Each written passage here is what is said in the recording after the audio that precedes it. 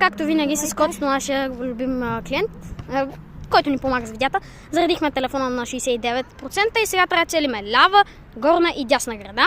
Ето и тук. Първи започва Коцето. Изстрел и оцели горна града. Той бе, остават му 2 гради, давай. Сега Коцето е с няколко крачки пред нас. Сега Милев ще стреля. Сега Милев. И Милев не оцелва.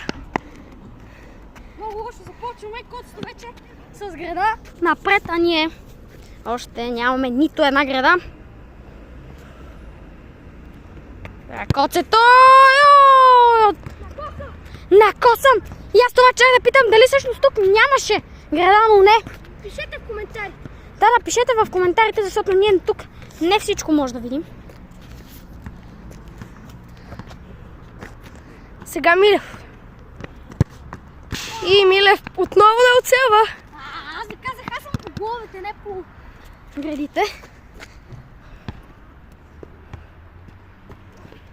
Дали може да завърши видеото с една града, но все пак това е победа за Коцето, ако оцели дори една града.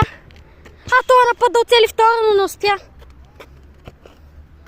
През първите 1 минута и 30 секунди Коцето води убедително.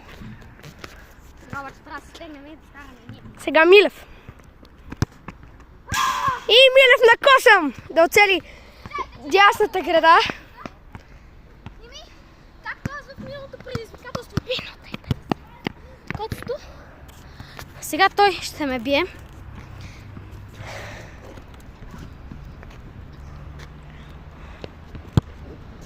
Много трудно, много трудно. Най-трудни са и за мен, но аз не мога да оцеля дори и горна. Затова става много по-лошо и за мен. Сега Милев отново. Ето път горна. Пробва се за горна и накосам. Накосам друг път. Сега.